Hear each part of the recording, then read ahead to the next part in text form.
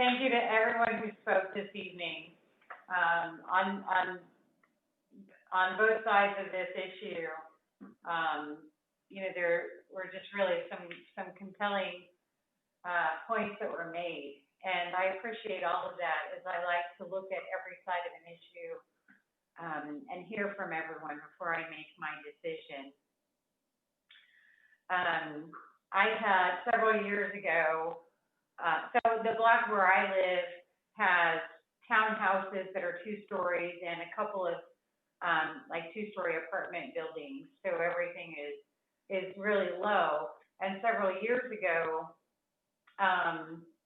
there was a vacant lot on the corner and someone sold it, and the new owner decided to develop an apartment building. And I think it's 6 floors. It's like 5 or 6 floors. 100 units, 55 plus, income restricted. At first, my whole block just thought they were going to lose their mind, because it was so different. We were very proud of our block and its quaintness and the lack of density that was there. But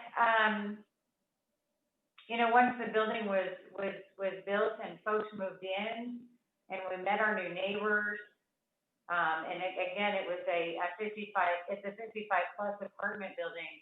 We actually became a stronger block, or more of a neighborhood within the neighborhood, because these are folks that look out for each other, out walking the little dogs and loaning things to each other, and just being true neighbors in every sense of the word. Everyone checks on each other, and it actually just brought out, I think, the best in all of us. So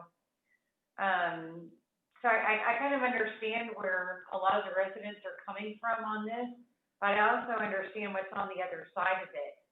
And it actually can be a very good thing, for a neighborhood to expand its offerings and open the doors to more kinds of people. So, and also, if it is a 55 plus community, they're really great at crime walks and doing like little crime watches around. So that's very helpful. A few people brought up some really good points, and I wanted you all to know that I made some notes.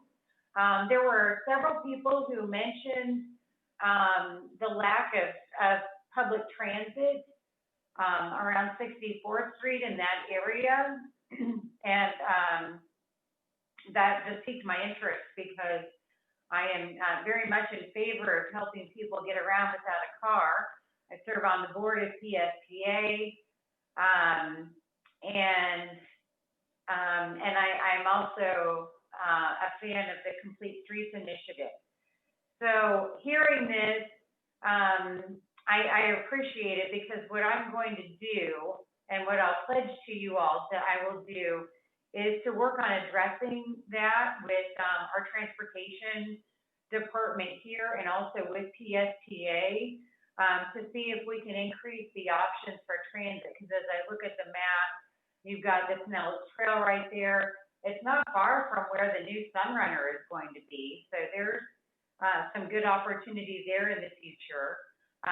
So thank you for that tip. I'm going to be taking a closer look at that to make sure that as this moves forward, we'll have good transit options for everyone.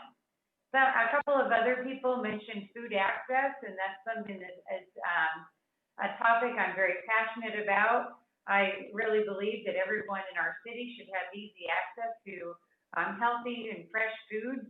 I was trying to look on the map at how far away the nearest grocery store was, but it doesn't have to be a grocery store in order to be an option for people for fresh food. And so I am going to keep this area in mind as we continue discussions in committees about addressing food insecurity and healthy food access in our city. So thanks to those of you who brought that up. And then last but not least, the Oh, I wanted to ask, is Tom Whalen still, on, because I had a Trevor, I don't know if this would be, for Tom to answer or not, but, someone had mentioned that they had, requested a flashing crosswalk signal be, placed somewhere on the Pinellas Trail around 64th Street. And, I mean, that's a pedestrian safety issue, but can anyone, respond to that and let me know if there has been, like, since this development has come up, or the potential for the development, has there been any, examination of this area in terms of pedestrian safety, bicycle safety, and really looking at a plan to make improvements in that regard, knowing that we have the potential for some development. So, okay. And I'm sorry to have ended my sentence so abruptly. I have been informed that our council chair is having some technical issues.